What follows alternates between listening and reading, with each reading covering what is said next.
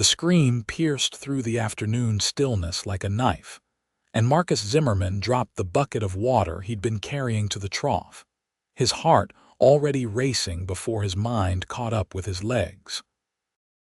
He ran toward the sound, boots kicking up dust on the hard-scrabble ground of his Wyoming ranch, and found his new cattle hand sprawled on the ground, blood seeping through the torn fabric of his pant leg. A rattlesnake slithered away into the brush, its warning rattle fading into the summer heat of 1883. Marcus didn't hesitate. He'd seen enough snake bites in his 31 years to know what needed doing. He pulled out his knife, made the necessary cuts, and worked quickly while the other hands gathered around. By the time Doc Henderson arrived from Rawlins 2 hours later, the man was stable but needed proper medical attention in town. "I'll take him," Marcus said, already preparing the wagon. "You sure, boss?" asked Tom, one of the older hands. "That's a hard ride, and you got that meeting with the banker tomorrow about expanding the herd." Marcus shook his head. "Life's more important than cattle. Tell Henderson I'll reschedule." The ride into Rawlins took longer than usual with an injured man in the back, and by the time Marcus got his hand settled at Doc Henderson's clinic in town, evening had painted the sky in shades of orange and purple. He was exhausted, dirty, and in no mood for company, but his stomach reminded him he hadn't eaten since breakfast. He headed to the boarding house run by Mrs. Patterson, where he knew he could get a decent meal and maybe a room for the night. The dining room was crowded when he walked in, and he found himself seated at a long table with several other travelers. A family from back east occupied most of the seats, their fancy clothes and clean faces marking them as newcomers to Wyoming territory. The father, a portly man with mutton chops, dominated the conversation, talking loudly about his plans to open a mercantile. "And I told them," the man continued, gesturing with his fork, "that the future of this territory depends on civilized commerce, not these rough cattle operations that tear up the land." Marcus bit his tongue, focusing on his beef stew. He'd heard it all before from folks who didn't understand that those cattle operations fed people, employed dozens of hands, and built the economy they were so eager to profit from. Across from him sat a young woman, maybe 23 or 24, with auburn hair pulled back in a practical bun. Her dress was simpler than the Eastern family's finery, more suited to frontier life. She caught his eye briefly, and he noticed a spark of intelligence there before looking back at his meal. "The problem with these ranchers," the Eastern man continued, warming to his subject, "is that they think they own the whole territory. Why, just this morning I saw one of them riding down Main Street like he owned it, mud flying everywhere, no consideration for decent folk." Marcus set down his spoon carefully. Maybe that rancher had somewhere important to be, medical emergency perhaps, the man harumphed. "Always an excuse with you people." "You people." Marcus felt his jaw tighten. The young woman across from him cleared her throat. "Father, perhaps we should discuss something more pleasant over dinner." So she was the man's daughter. Marcus felt a pang of sympathy for her. "Nonsense, Harriet. These matters need addressing." The father turned back to Marcus. "Are you one of these cattle ranchers?" "I am. Marcus Zimmerman.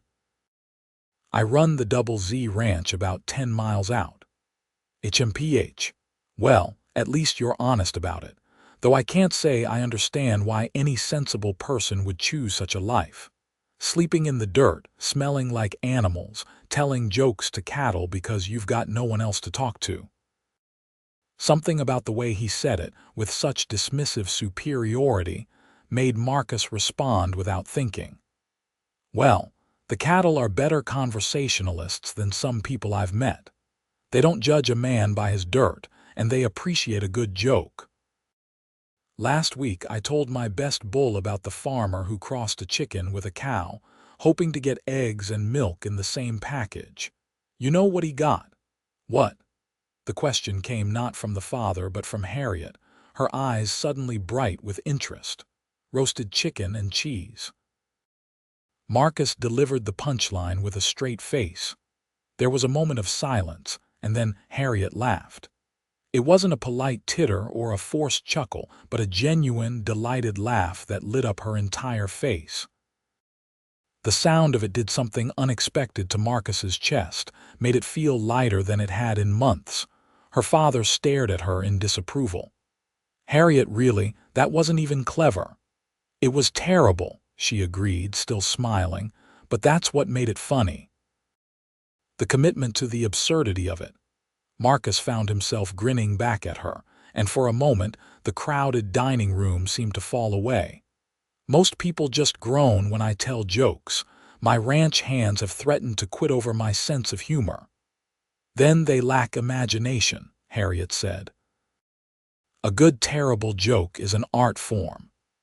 Harriet Adelaide Andrews, we did not come all the way to Wyoming for you to encourage such foolishness, her father interjected.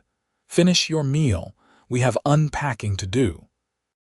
The moment broke, and Harriet's expression became more guarded, but she caught Marcus's eye one more time before looking away, and he could have sworn he saw regret there. The rest of the meal passed in uncomfortable silence, at least at their end of the table. Marcus finished quickly, paid Mrs. Patterson, and headed out to check on his injured ranch hand at the doctor's office. But all the while, he kept thinking about that laugh, that moment of genuine connection with someone who understood that sometimes the point of a joke wasn't cleverness but joy. Doc Henderson assured him the ranch hand would be fine, but needed to stay in town for a few days. Marcus secured a room at the boarding house and spent a restless night thinking about auburn hair and intelligent eyes, and a laugh that seemed to echo in his memory. The next morning, he woke early and headed to the general store to pick up supplies he needed. The store was quiet at that hour, just old Mr. Peterson behind the counter and a few early risers browsing the shelves. Marcus was examining a new rope when he heard the bell over the door chime, and a familiar voice said, "Good morning. I'm looking for practical work gloves if you have them." He turned to see Harriet standing just inside the doorway, dressed in a simple calico dress that looked much more suited to frontier life than last night's dinner frock. She hadn't seen him yet, focused on Mr. Peterson's directions to the appropriate shelf. Marcus watched as she made her way over, examining the various gloves with a critical eye. She tested the stitching, flexed the leather, clearly knowing what she was looking for. He found himself walking over before he'd consciously decided to do so. "The brown ones are better quality," he said quietly, not wanting to startle her. "The black ones look nice, but the leather's too stiff, won't break in right." She looked up, and recognition flickered across her face, followed by something that might have been pleasure. "Mr. Zimmerman. Thank you for the advice." She picked up the brown gloves he'd indicated. "You know your leather goods. Part of the job. Can't run a ranch without good equipment." He hesitated, then added, "Your father seemed pretty set on that mercantile idea." Harriet's expression became more guarded. "He is. He sold our store in Philadelphia after my mother passed last year. Decided we needed a fresh start somewhere new. Wyoming seemed as far from the past as we could get. I'm sorry about your mother." "Thank you." She pulled on one of the gloves, testing the fit.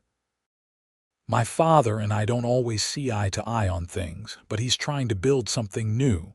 I can respect that, even if I don't always agree with his opinions on ranchers and their livestock." Marcus felt a smile tugging at his lips. "Or their jokes." "Oh, the jokes are the best part," she said, and there was that spark again in her eyes.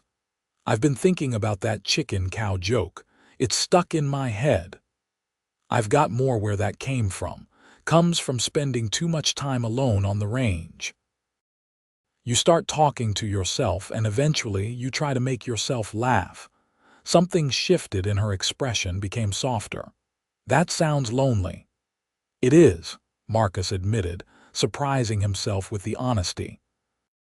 He'd never been one to share his feelings, especially not with near strangers, but something about her invited confidence. I bought the ranch 5 years ago with money I'd saved working other people's land. Built it up from almost nothing. But building a ranch doesn't leave much time for building a life. Most days it's just me and the cattle and the endless work. Harriet nodded slowly. I understand loneliness. After Mother died, Father threw himself into planning this move. I spent months packing up our life, saying goodbye to everything I knew, and he was so focused on the future he couldn't see I was grieving. Then we got here, and he's so determined to make his mercantile succeed that I feel like I'm just another piece of inventory he's trying to organize.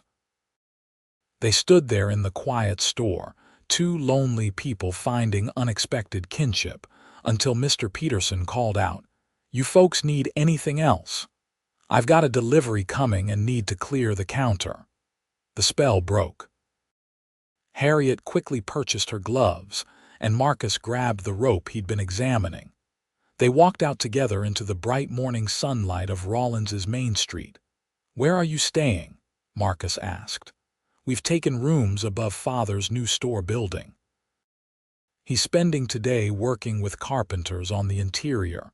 I'm supposed to be helping, but I needed some air first." She glanced at him. "What about you? Heading back to your ranch, should be. Got work piling up. But I was thinking of getting breakfast first at the hotel restaurant.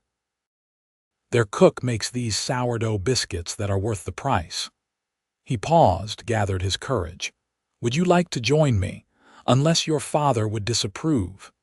Harriet looked at him for a long moment, and he could see her weighing options, considering consequences. Then she smiled, and it was like the sun breaking through clouds. "My father disapproves of most things that might bring me joy. I'd love to have breakfast with you, Mr. Zimmerman." "Marcus, please." "Marcus, and I'm Harriet." They walked down the wooden sidewalk together, and Marcus felt something he hadn't felt in years. Hope. Not just for the ranch or the next season or surviving another winter, but hope for something more personal, more human.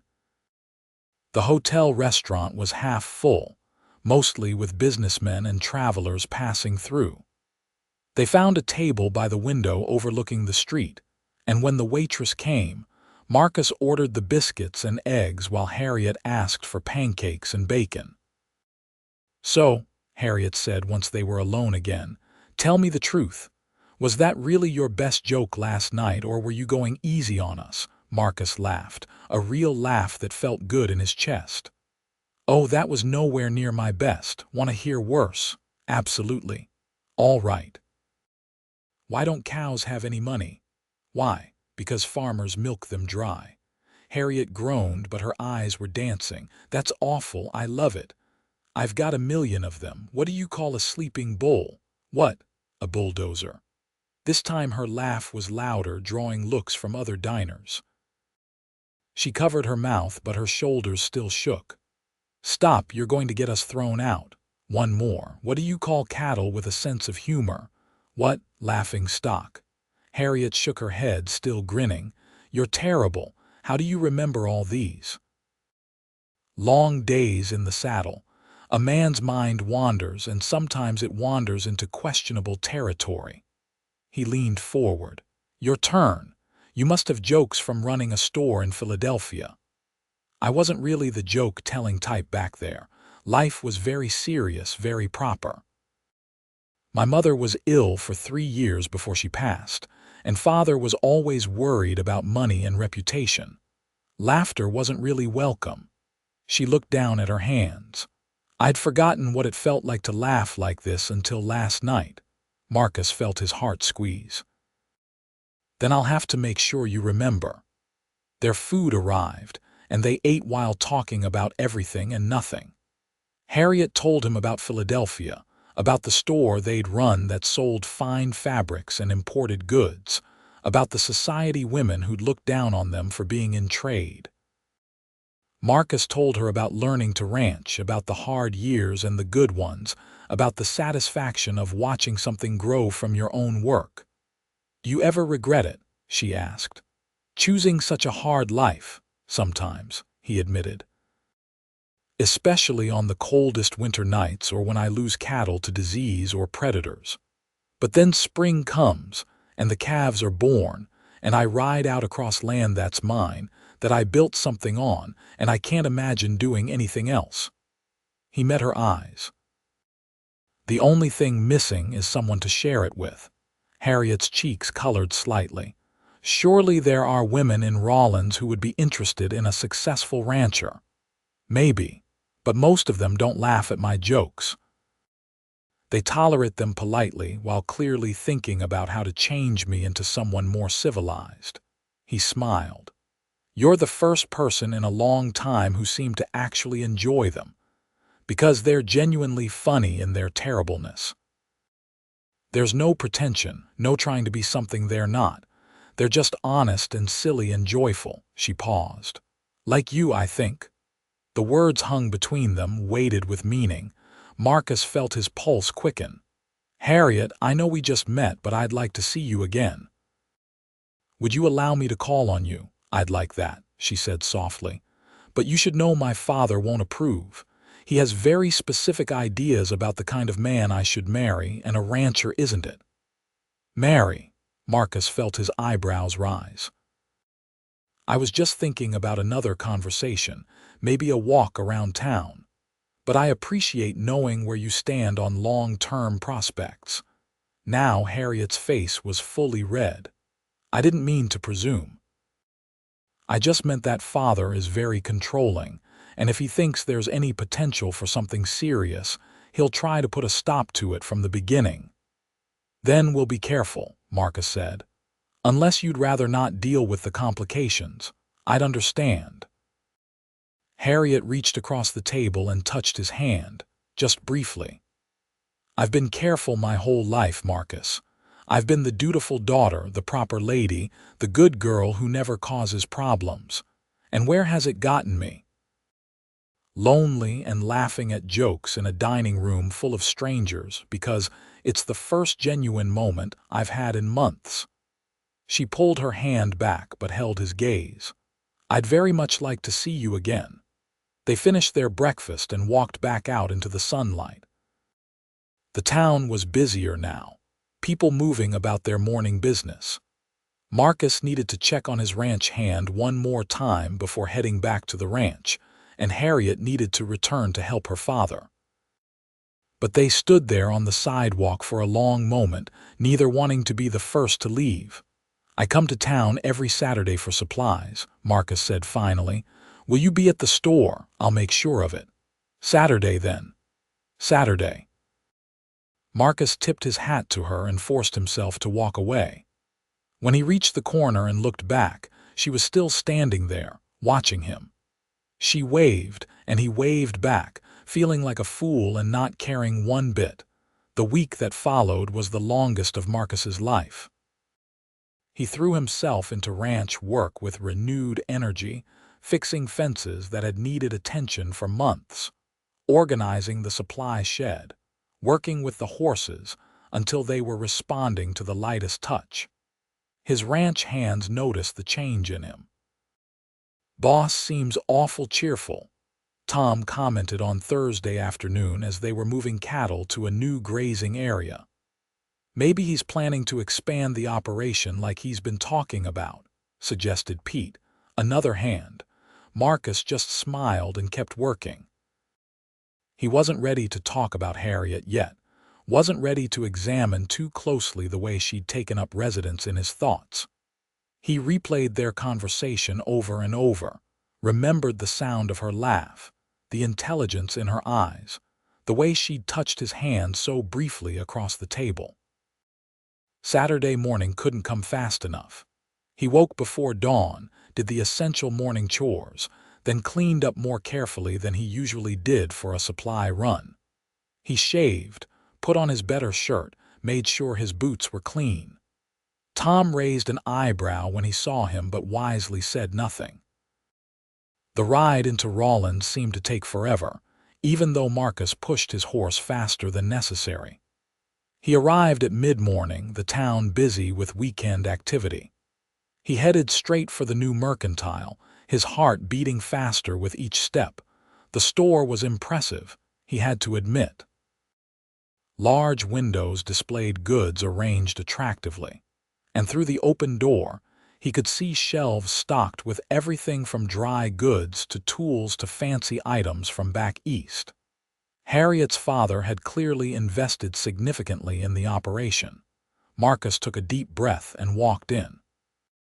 The store was moderately busy, with several customers browsing and Mr. Andrews standing behind the counter, helping a woman select fabric.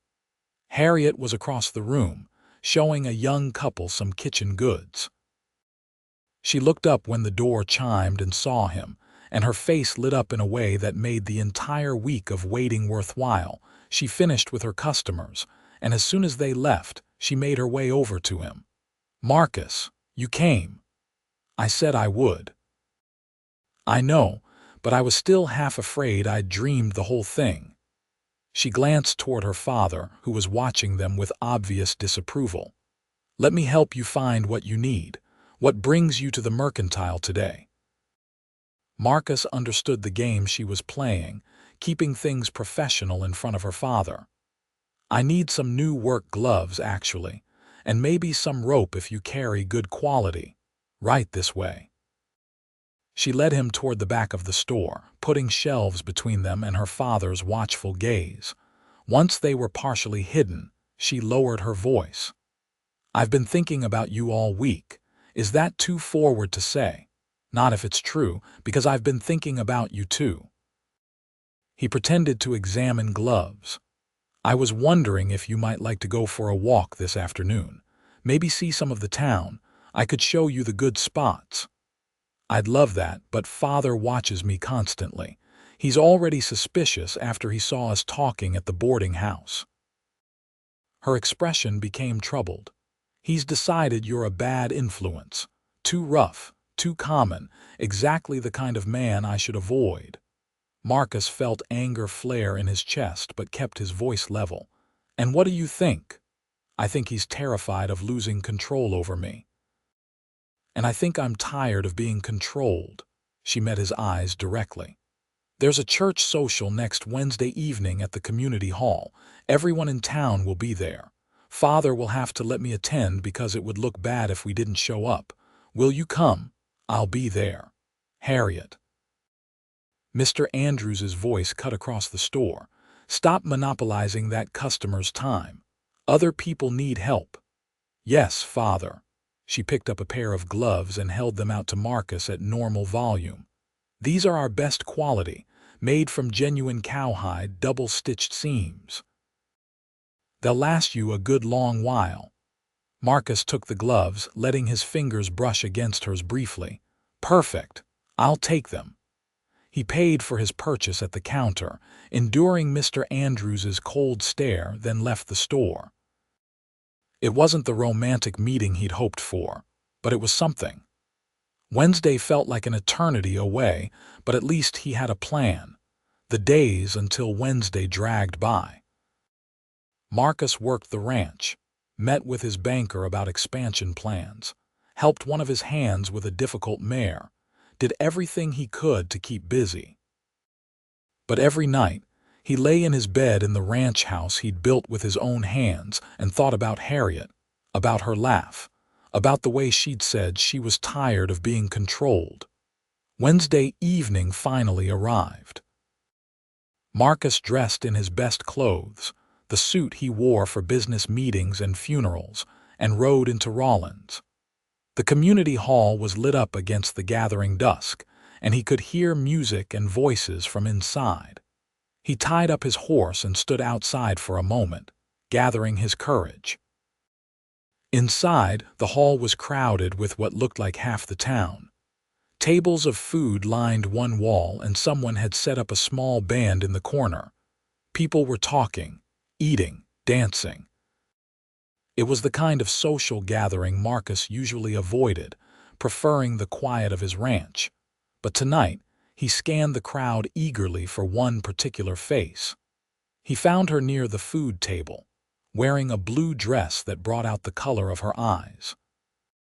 Her father stood beside her, talking to another businessman type. Marcus made himself wait, moving through the crowd, greeting people he knew, trying not to be too obvious about watching her. It took nearly an hour before Harriet managed to separate from her father. Marcus was standing near the punch bowl when she appeared at his elbow. "You made it," she said, her voice warm. "Wouldn't miss it." He glanced around. "Your father is watching us again." "I know. He's been lecturing me all week about appropriate company and the importance of marrying well. Apparently, he's identified several suitable young men here in Rawlins. All of them work in offices, wear fancy suits, and bore me to tears." She took a cup of punch. "Dance with me." "I'm not much of a dancer." "Neither am I. We'll muddle through together." Before Marcus could respond, she set down her cup and pulled him toward the area where several couples were dancing to a lively tune. He followed, very aware of Mr. Andrews's glare burning into his back. Dancing with Harriet was both wonderful and awkward. Marcus hadn't danced in years and promptly stepped on her foot within the first minute. But instead of being annoyed, she laughed. "See, this is perfect," she said. "If we're both terrible, there's no pressure to be good." That's one way to look at it. He tried to follow the rhythm of the music, keeping his hands appropriately placed. "Your father looks like he wants to shoot me." "He looks like that a lot lately. I told him at dinner tonight that I'm a grown woman capable of choosing my own friends and company. He was not pleased." She looked up at him. "I'm 24 years old, Marcus. I nursed my mother through 3 years of illness while running our store because father couldn't face being in the same room with sickness. I managed our accounts, dealt with suppliers, kept everything running.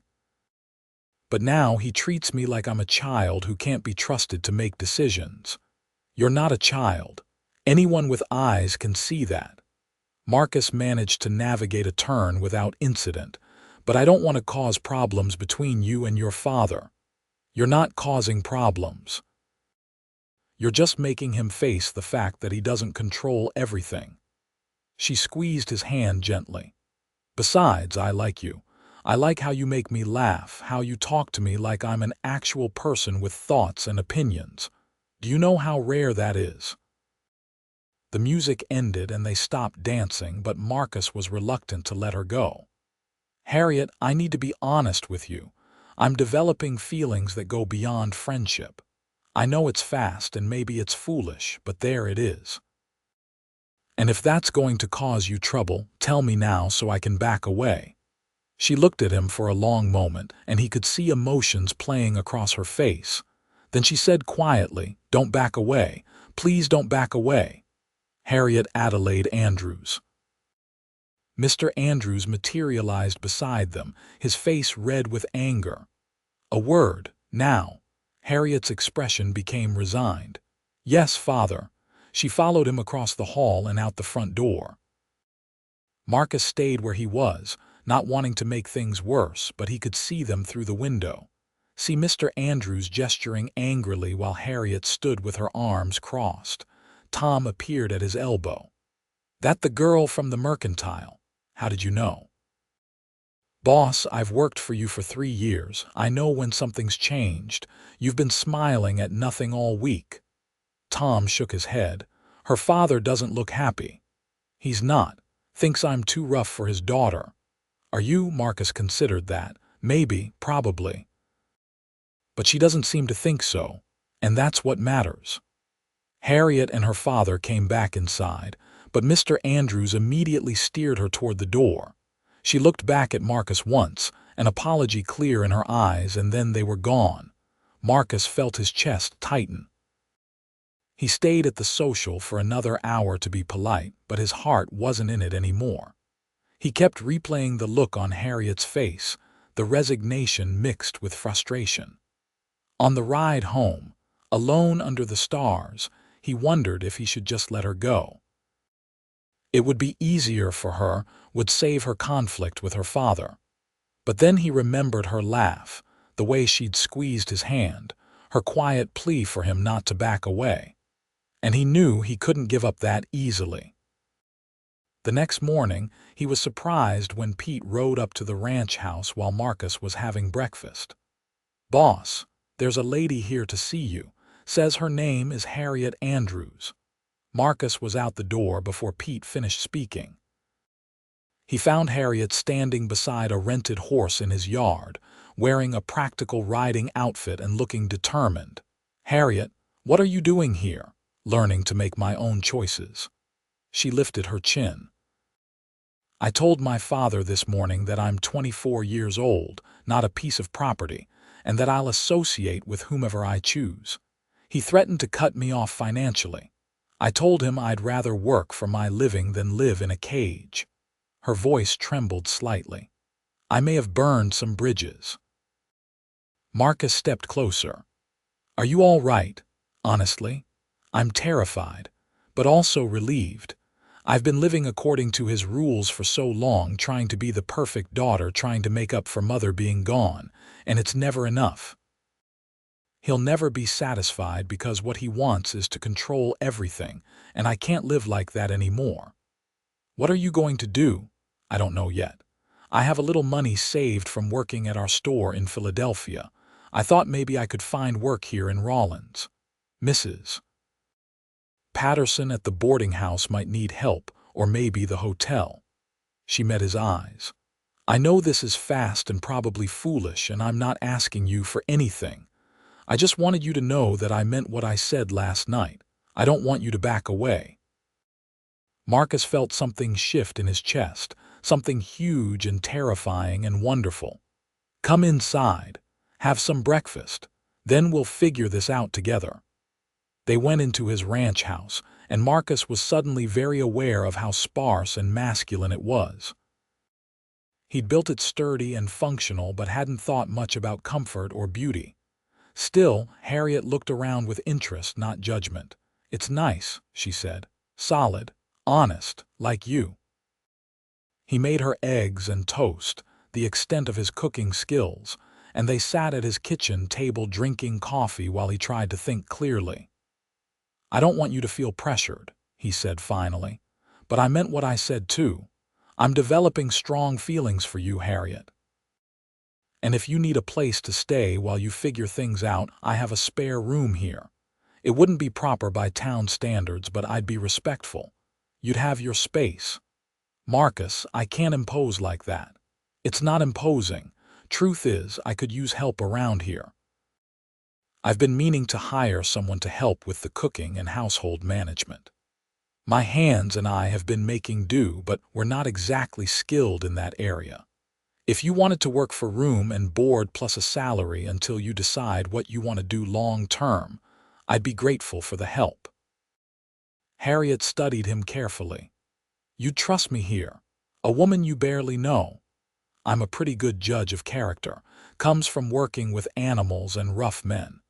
And my gut tells me you're exactly what you seem to be, honest, hardworking, and deserving of a chance to make your own choices." He paused. "Plus you laugh at my jokes, which shows excellent judgment." That got a smile from her. "All right, I accept, but I insist on paying room and board once I have steady income. I won't be a charity case. Deal?" They shook hands across the table, and Marcus felt the rightness of it settle into his bones.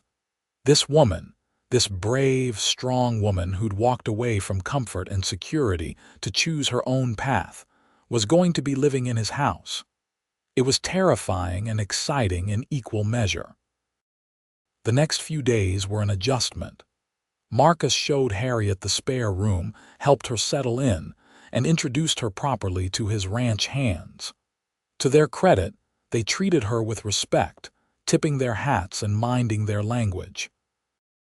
Tom, especially, seemed to take it upon himself to watch out for her.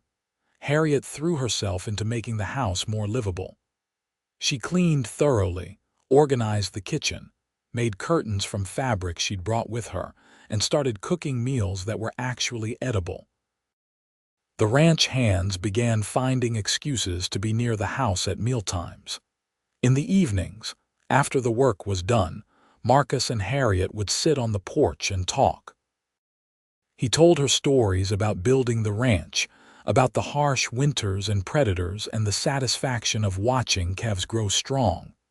She told him about Philadelphia, about nursing her mother, about the life she'd left behind. "You miss it?" he asked one evening as they watched the sun set over the mountains. "Parts of it. I miss having friends, having a community of women I could talk to. But I don't miss the suffocation of it all, the constant judgment and rules." She looked at him. "Here, I feel like I can breathe. Even doing laundry and cooking for a bunch of rough ranchers. Even then, because it's my choice. Nobody's forcing me to be here, and that makes all the difference." She smiled. "Plus, you tell me terrible jokes every day. That's worth a lot." "Speaking of which, why did the cowboy buy a wiener dog?" "Why, he wanted to get a long little doggy." Harriet groaned and threw a small pillow at him. "That's awful even for you. I've got more." "I'm sure you do." 3 weeks passed, falling into a comfortable rhythm.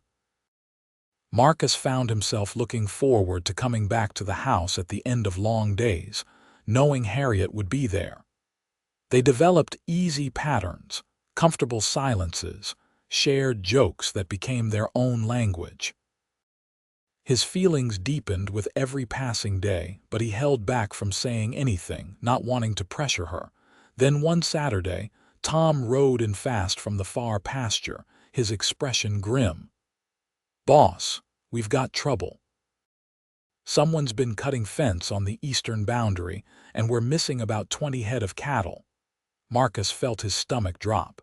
20 head was a significant loss, both financially and for the breeding program he'd been carefully developing. "Rustlers, looks like it." Fresh tracks leading east toward the Badlands. Marcus was already moving, checking his rifle, preparing to ride out. Harriet appeared from the house, having heard the commotion. "What's happening?" "Cattle rustlers. I need to go after them before the trail goes cold." He paused, looking at her. "Will you be all right here?" "I'll be fine. Pete and the others are here. Just be careful." He nodded, then mounted up. He, Tom, and 2 other hands rode hard toward the eastern boundary. The cut fence was obvious, deliberately done with tools, not broken by animals. The tracks led away into rougher country, and Marcus pushed forward, driven by anger and the need to protect what he'd built. They tracked the rustlers for hours into the Badlands, dangerous country full of ravines and hiding places. Finally, as dusk was falling, they spotted a camp in a shallow canyon. 5 men, rough-looking characters, and Marcus could see his cattle in a makeshift pen. "What do you want to do, boss?" Tom asked quietly. Marcus considered. 5 against 4, and they had the high ground, but a gunfight could get people killed. "We'll wait for full dark, then approach on foot, see if we can get the drop on them." They waited, tense and watchful. When full dark fell, they moved carefully down into the canyon, using the rocks for cover. But they were spotted by a lookout before they got close, and suddenly the night erupted with gunfire.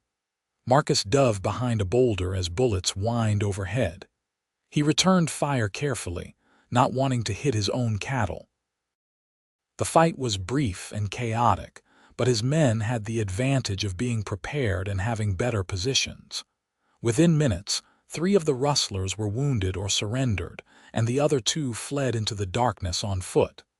"Let them go," Marcus ordered. "We got what we came for." They tied up the captured rustlers, recovered the cattle, and started the long ride back to the ranch. They didn't arrive until well after midnight, exhausted and filthy. The lights in the ranch house were still burning, and Harriet ran out as soon as she heard them approach. "Thank God," she said, her voice breaking slightly. "I've been so worried. I kept thinking about all the things that could go wrong." Marcus dismounted wearily. We got the cattle back. 3 rustlers captured for the sheriff. Everything's fine. You're bleeding." She pointed to his arm where his shirt was torn and dark with blood. He looked down, surprised. In the adrenaline of the fight and ride home, he hadn't noticed the graze across his upper arm. "It's just a scratch." "Inside, now." Her voice brooked no argument. She turned to Tom. "Can you handle the prisoners until morning?" "Yes, madam. We'll lock them in the tack room and take them to the sheriff at first light." Inside, Harriet made Marcus sit at the kitchen table while she fetched water and clean cloth. She cleaned the wound efficiently, her hands gentle but sure. "You could have been killed," she said quietly. "Comes with the territory. Can't let people think they can steal from you or you'll never stop fighting that battle." "I understand that. It doesn't make it less terrifying." She bandaged his arm carefully. "When you didn't come back by dark, I kept imagining finding out you'd been shot, that I'd never see you again. And I realized something." "What's that?" She finished with the bandage and looked up at him, her eyes bright with unshed tears. "I've fallen in love with you. I know it's fast and maybe foolish, and I know we've never talked about this being more than friendship and convenience, but there it is.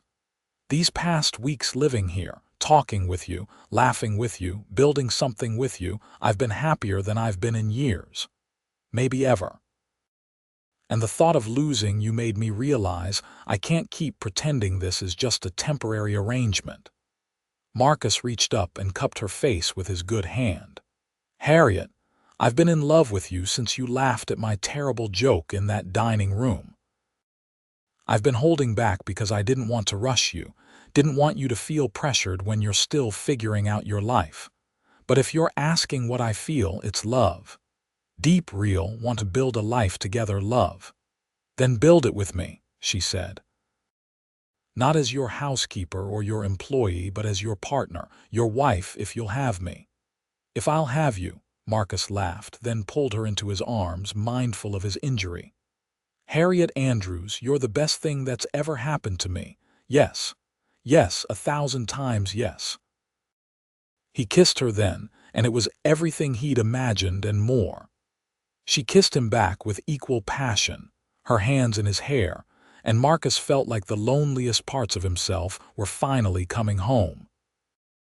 When they finally broke apart, both breathing hard, Harriet said, "We should probably wait a respectable amount of time before getting married. People will talk as it is. Let them talk. I've never cared much what people thought, and I'm not starting now." Marcus kissed her forehead. "But we'll do whatever makes you comfortable. As long as I know you're mine and I'm yours, I can be patient." They sat together at the kitchen table, holding hands and making plans until the early hours of the morning. Marcus felt exhaustion pulling at him, but he didn't want the moment to end. Finally, Harriet insisted he get some rest. "We have all the time in the world now," she said. "Go sleep. I'll wake you when breakfast is ready." Marcus went to his room, but sleep was a long time coming. He lay in bed, his arm throbbing but his heart full, thinking about how his life had changed in just a few weeks. From lonely rancher to man in love, all because one woman had laughed at his jokes and seen past the rough exterior to who he really was. The next morning, after delivering the rustlers to the sheriff and giving his statement, Marcus stopped by the small jewelry shop in Rawlins. The proprietor, an older man named Mr. Goldstein, showed him several rings. "This one," Marcus said, pointing to a simple gold band with a small diamond. "It's not the fanciest, but it's honest and beautiful." "Like the lady it's for?" Mr. Goldstein asked with a knowing smile. "Exactly like the lady it's for."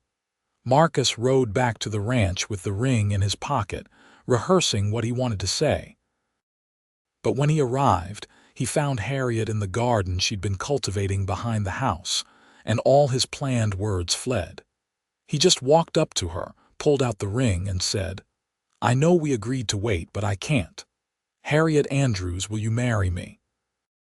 She looked at the ring, then at his face, and tears started rolling down her cheeks. Yes, absolutely yes. He slipped the ring on her finger and they stood there in the garden, holding each other while the afternoon sun warmed their backs. His ranch hands, who'd been watching from a distance, let out whoops and hollers. They decided to marry as soon as possible. There was no point in waiting, and neither of them wanted a big fancy wedding anyway. The following Saturday, they stood before the circuit judge in the Rawlins courthouse with Tom and Mrs. Patterson as witnesses, and said their vows. It was simple and quick and perfect. That night, in the ranch house that was now truly their home, Marcus and Harriet began their married life together. He was gentle with her, knowing this was all new and overwhelming. She came to him with trust and love, and what they shared was sweet and profound. Afterward, lying together in the darkness, Harriet said, "I never imagined this would be my life. Philadelphia society girl turned rancher's wife in Wyoming. Any regrets? Not a single one." She turned to face him. "I have one question, though." "What's that?" "Do you have any more terrible jokes? Because if we're going to make this marriage work, I need a steady supply." Marcus laughed and pulled her closer. "Lucky for you, I've got enough bad jokes to last a lifetime. Want to hear about the cowboy who bought a Dachshund?" "You already told me that one." "Right, how about this? What do you get when you cross a robot and a tractor?" "What? A trans farmer?" Harriet groaned, but she was laughing too. "Terrible, I love it, I love you. I love you too." They fell asleep wrapped in each other's arms, and Marcus thought about how a man could search his whole life for happiness and not find it, or it could walk into a dining room and laugh at his jokes and change everything. The weeks and months that followed were an adjustment as they learned to live together as husband and wife. There were disagreements about how to organize the house, about finances, about whether they could afford to expand the herd. But they talked through everything, neither willing to let problems fester. Harriet proved to have a good head for business. She started keeping detailed records of expenses and income, found places they could save money, negotiated better prices with suppliers. The ranch began running more efficiently, and Marcus found himself relying on her judgment more and more. They also heard, through the town grapevine, that Mr. Andrews was not taking his daughter's marriage well. He'd apparently told anyone who would listen that she'd been corrupted by a rough rancher and would come crawling back once she realized her mistake. Harriet was hurt by this, but Marcus held her when she cried and reminded her that her father's inability to accept her choices wasn't her failing. "He'll come around eventually," Marcus said. "Or he won't. Either way, you've got a family here. Me, the ranch hands, the friends we're making in town.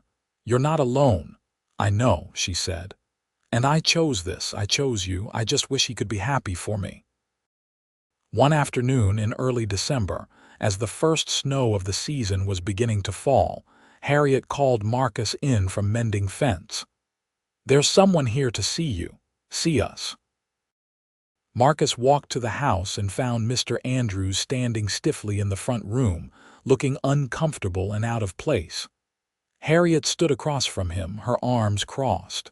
"Mr. Andrews," Marcus said carefully, "this is a surprise. Mr. Zimmerman."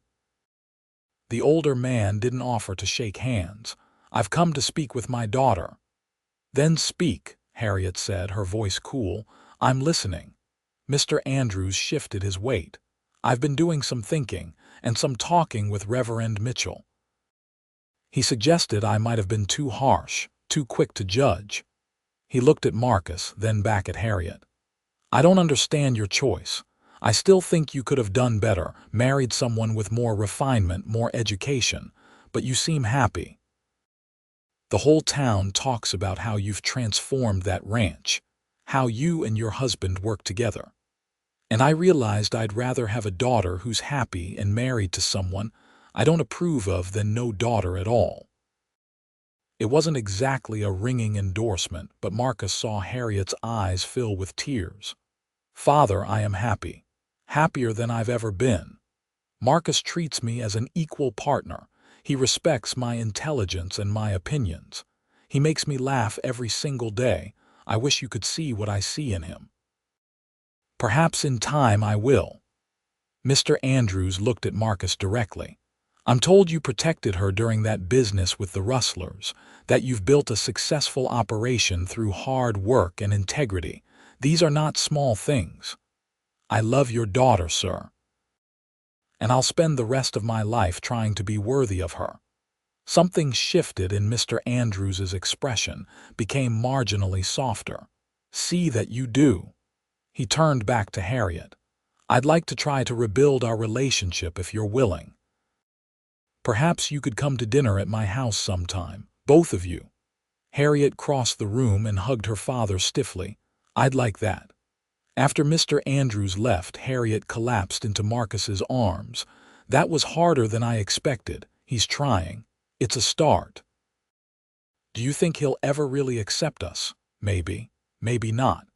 But at least he's willing to try, and that's more than he was doing before." Marcus kissed the top of her head. "And even if he never comes around completely, we've got each other. That's enough." Winter settled in hard that year, with heavy snows and bitter cold. Marcus and his hands worked long hours ensuring the cattle had food and shelter, breaking ice on water troughs, checking for sick or injured animals. Harriet kept the house warm and comfortable, a haven to return to after brutal days in the cold. They did go to dinner at Mr. Andrews's house, a tense affair where conversation was strained, and Marcus felt distinctly out of place in his borrowed suit. But he endured it for Harriet's sake, and by the end of the evening Mr. Andrews had thought enough to discuss business with him, asking questions about cattle prices and grazing rights. "Your father is trying," Marcus said on the ride home, "in his own way. I know, it's just hard. I keep wanting him to just accept us, to be happy for us, and instead I get this grudging acknowledgement that I haven't completely ruined my life." She sighed. "But you're right. It's better than nothing."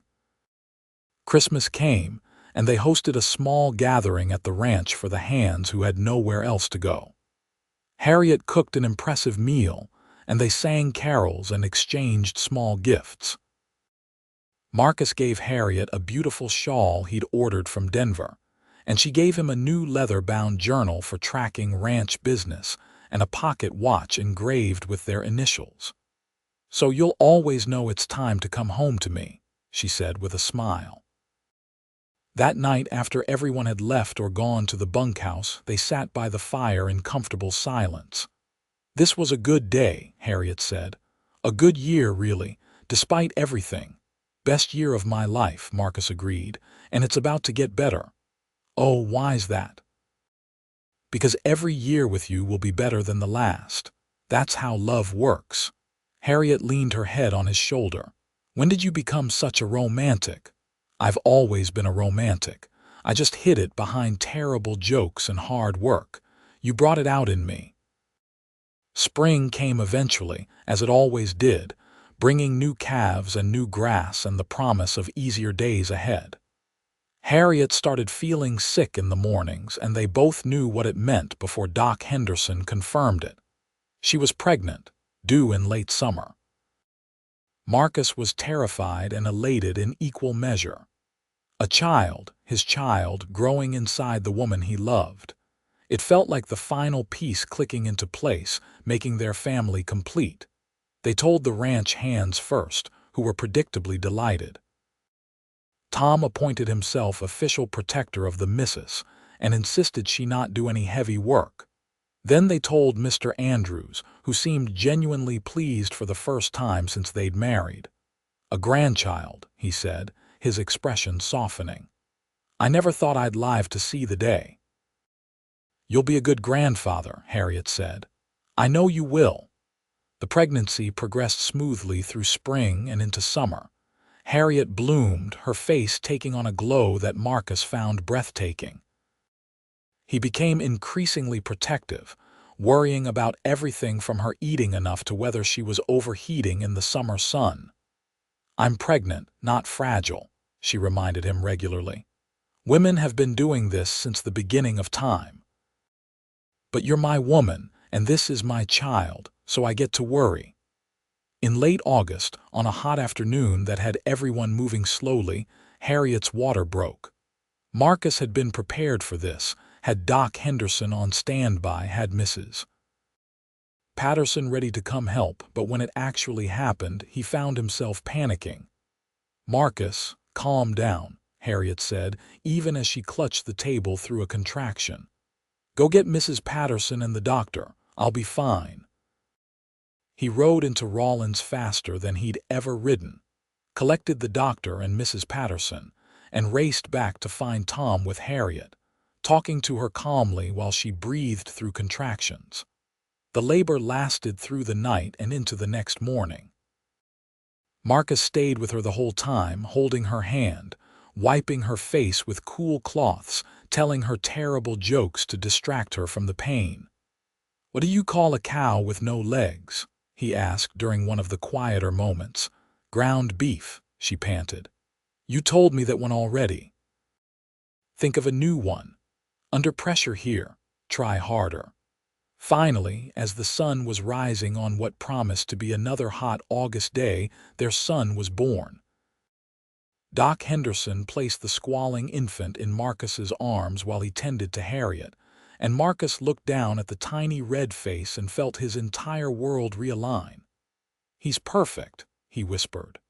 "He's wrinkly and loud," Harriet said tiredly from the bed, but she was smiling. "But yes, he's perfect. Bring him here." Marcus carefully placed their son in Harriet's arms and watched as she gazed at him with wonder. "Hello, little one. I'm your mother. That's your father. We've been waiting for you." They named him Matthew, after Marcus's father who died when Marcus was young. Matthew Zimmerman, born August 23, 1884, on the Double Z Ranch in Wyoming Territory. Mr. Andrews came to visit a week later and held his grandson with surprising tenderness. "He looks like you, Harriet." Around the eyes. He has Marcus's chin, though, strong and stubborn. Over the following months, they settled into the rhythms of parenthood. Harriet was a natural mother, patient and loving even during the hard nights when Matthew wouldn't sleep. Marcus learned to change diapers, to warm bottles of milk, to walk the floor with a crying infant in his arms. "I never knew I could love something this much," he confessed to Harriet one night as he watched her nurse their son. "It's almost frightening. I know, but we'll figure it out together. Just like we've figured out everything else." Matthew grew quickly, becoming a chubby, happy baby who smiled at everyone and everything. The ranch hands doted on him shamelessly, and Tom carved him a set of small wooden animals that became his favorite toys. Life on the ranch continued, busy and full and rich with meaning. Marcus expanded the herd with Harriet's careful financial planning. They built an addition onto the house, adding more bedrooms with the hope of filling them eventually. They made friends in Rawlins, became pillars of the small community, hosted gatherings and helped neighbors in need. Mr. Andrews became a regular visitor, his relationship with Harriet slowly healing. He never fully apologized for his initial harshness, but his actions spoke louder than words. He helped Marcus negotiate better prices with buyers from back east, used his business connections to benefit the ranch, and spent hours playing with his grandson. When Matthew was 2, Harriet became pregnant again. This time, the pregnancy was harder, with more sickness and exhaustion. Doc Henderson put her on modified bed rest for the last 2 months, and Marcus spent those months worrying constantly while trying to keep everything running smoothly. Their daughter was born in April of 1887, a tiny, delicate thing they named Helen, after Harriet's mother. She was the opposite of Matthew in temperament, quiet and serious even as an infant, watching the world with solemn eyes. "She's going to be the smart one," Harriet predicted. "Matthew's all action and energy. Helen's going to be the thinker." As the children grew, the ranch prospered. Marcus's careful breeding program produced some of the best cattle in Wyoming, and buyers came from all over to purchase his stock. Harriet's business acumen meant they weathered the economic ups and downs better than most ranchers, and they were able to invest in improvements and expansion. But more than the success of the ranch, Marcus treasured the life they'd built together. The mornings waking up next to the woman he loved, the sound of children's laughter filling the house. The evenings sitting on the porch watching the sunset while Harriet told him about her day, and he told her terrible jokes that she still laughed at. "Why did the cowboy adopt a wiener dog?" he asked one evening when Matthew was 5 and Helen was 3. "I don't know why," Harriet asked, even though she'd heard every version of every joke he'd ever told. "He wanted to get a long little doggy." "Papa, that's silly," Matthew said from where he was playing with his toy horses. "Silly is the point, son." Marcus pulled the boy into his lap. "Someday when you're old enough to understand, I'll tell you about how your mother was the only person in the whole territory who laughed at my jokes. That's how I knew she was the one." "Really?" Matthew looked between his parents. "That's how you knew, really?" "Well, that and she was smart and beautiful and brave, but the laughing was important too." "Tell us the story," Helen demanded in her quiet but firm way. "Tell us how you met." So Marcus told them, with Harriet interjecting corrections and additions, about the dining room and the terrible chicken cow joke, about breakfast at the hotel, about Harriet coming to the ranch and choosing to stay. It was a story he'd told many times and would tell many more, each telling making him appreciate anew the miracle of finding someone who understood him. The years rolled on, bringing changes and challenges. Mr. Andrews passed away peacefully in his sleep in 1889, leaving his mercantile to Harriet, who sold it to invest the money in the ranch. They weathered a harsh winter in 1890 that killed some of their herd but emerged stronger. Matthew and Helen grew into remarkable children, Matthew adventurous and outgoing like his father, Helen thoughtful and organized like her mother. In 1892, Harriet surprised Marcus with news of another pregnancy.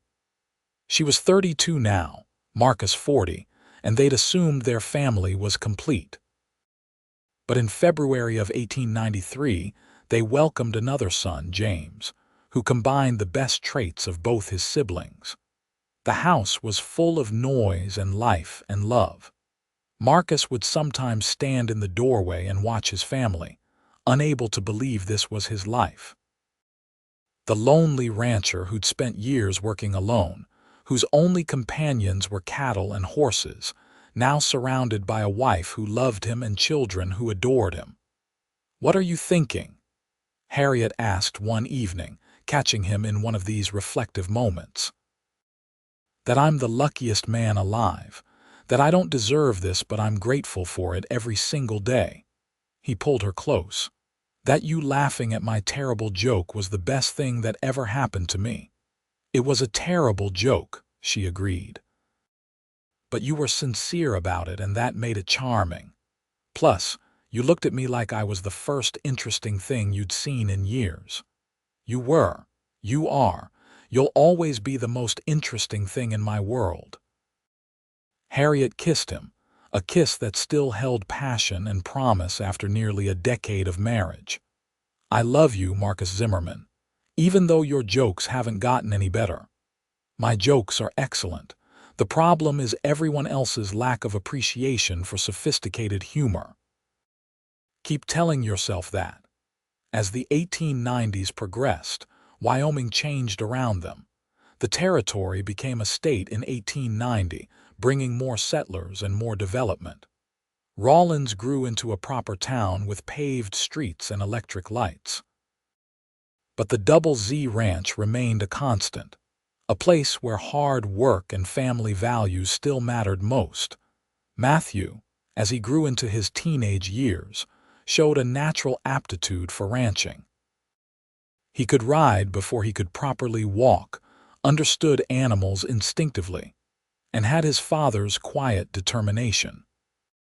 Helen, on the other hand, was drawn to books and learning, and Marcus and Harriet made sure she had access to education, even sending her to a finishing school in Denver for a year when she was 16. James, the surprise baby who became the family peacemaker, had his mother's gift for organization and his father's sense of humor.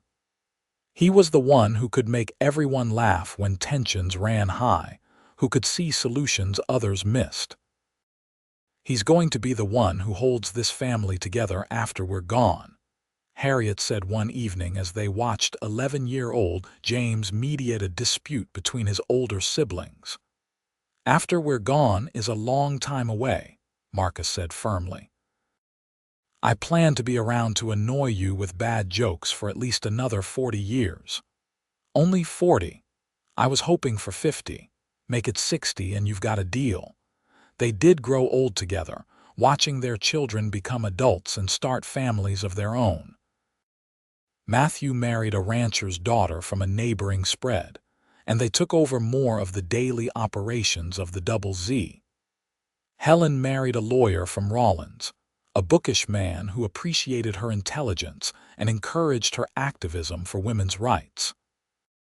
James, true to his nature, became a teacher, educating the next generation while still helping out at the ranch during summers and busy seasons. Grandchildren arrived, filling the ranch house with noise and chaos and joy all over again. Marcus taught them to ride, to rope, to appreciate the land and the animals that sustained them. Harriet taught them to read, to think critically, to stand up for what they believed in. And together, they showed them what love looked like, what partnership and respect and genuine affection meant. On their 20th anniversary, Marcus took Harriet back to Rawlins to the hotel where they'd had their first breakfast together. The restaurant was fancier now, but the food was still good. They sat at a window table, older and grayer but still deeply in love, and Marcus reached across the table to take her hand. 20 years, he said, feels like yesterday and forever at the same time. "The best 20 years of my life," Harriet said. "Though I'm still waiting for your jokes to improve. Never going to happen. I've committed to being terrible. It's part of my brand." He grinned at her. "Want to hear a new one, always. What do you call a cow that works for a gardener?" "What? A lawn mower." Harriet laughed, that same genuine, delighted laugh that had caught his attention 20 years ago. Other diners looked over, probably wondering what was so funny, but Marcus didn't care. He'd spend the rest of his life making her laugh if he could. They returned to the ranch as the sun was setting, the golden light painting the mountains in shades of orange and pink. Marcus helped Harriet down from the wagon, and they stood together looking out over the land they'd built a life on. "No regrets?" he asked, though he knew the answer. "Not a single one. You? Only that I didn't meet you sooner. But then again, maybe we met exactly when we needed to. You needed to escape your father's control, and I needed someone to laugh at my jokes and remind me that life is about more than just work." "We saved each other," Harriet said softly. "That's what love does. It saves us from the lonely versions of ourselves." They walked into the house together, and the sounds of family surrounded them. Matthew was there with his wife and children, visiting for Sunday dinner. Helen had ridden out from town with her husband. James was setting the table while making his younger nieces and nephews laugh with silly voices. It was chaos and noise, and everything Marcus had never known he wanted until Harriet walked into his life. The years continued to pass, bringing their share of joys and sorrows. There were years of plenty and years of drought. There were births and deaths, celebrations, and mourning. Through it all, Marcus and Harriet remained each other's constant, the foundation on which everything else was built. They celebrated their 30th anniversary quietly at the ranch, surrounded by children and grandchildren. Marcus was 60 now, his hair completely gray, his hands showing the wear of decades of hard work. Harriet was 54, still beautiful to him, still the woman who'd chosen him when she could have chosen comfort. 30 years of terrible jokes, she said as they danced to music played by their grandson on a fiddle. How have I survived? Superior fortitude and an appreciation for quality humor. Is that what we're calling it? I am. You can call it whatever you want. She rested her head on his shoulder. I call it love. Imperfect, ridiculous, wonderful love. That works too. As they moved into their 60s and 70s, Marcus and Harriet gradually stepped back from the daily operations of the ranch, letting Matthew and his family take over. They moved into a smaller house on the property, a cozy place with a porch where they could sit and watch the sunset and remember. Tell me again about the chicken-cow joke, Harriet said one evening when they were both in their late 70s, their bodies worn but their spirits still strong. You've heard it 1,000 times. Tell me anyway. So he did, and she laughed like she always did, and Marcus thought about how a whole life could change because one person laughed at the right moment. How loneliness could transform into love, how isolation could become family, how a simple joke could be the beginning of everything that mattered. Marcus Zimmerman passed away peacefully in his sleep in the spring of 1923, at the age of 71. Harriet held his hand as he drew his last breath, and her heart broke even as she was grateful for every moment they'd shared. They'd had 40 years together, 40 years of laughter and love, and building something meaningful. She stayed on at the ranch for another 5 years, surrounded by children and grandchildren and great-grandchildren, still sharp and engaged until the very end. She told stories about Marcus, about the early days of the ranch, about choosing love over comfort and never regretting it for a moment. Harriet Adelaide Zimmerman passed away in her sleep in the summer of 1928, at the age of 68. Her last words, spoken to Helen, who was sitting beside her bed, were, "Tell your father I'm coming, and tell him I finally thought of a good comeback to that chicken-cow joke." They were buried side by side on a hill overlooking the Double Z Ranch, under a pair of cottonwood trees that provided shade in summer and stood stark and beautiful against the snow in winter. Their grandchildren placed a simple marker that read, "Marcus and Harriet Zimmerman." He told the jokes. She laughed. Together, they built a life. The ranch continued for generations after them, passed down through their children and their children's children. And in the family, there was a tradition that on anniversaries and special occasions, someone would tell a terrible joke in Marcus's honor, and everyone would laugh like Harriet did, remembering that sometimes the greatest love stories start with the smallest moments. The Double Z Ranch still stands today, a testament to the lonely rancher who found his match in a woman who laughed at his jokes, and the life they built together in the wild heart of Wyoming. Their story became legend in Rawlins and the surrounding territory, a reminder that love can be found in the most unexpected places, that laughter is the foundation of lasting partnership, and that choosing each other every day through all the challenges life brings is the greatest adventure of all. In the end, Marcus had been right about one thing. Harriet was the only one who truly laughed at his jokes, who understood that the point wasn't cleverness but connection, not sophistication but sincerity. She saw past the rough rancher exterior to the lonely man underneath, who just wanted someone to share his life with. And he saw past the proper Philadelphia lady to the brave woman who wanted to choose her own path.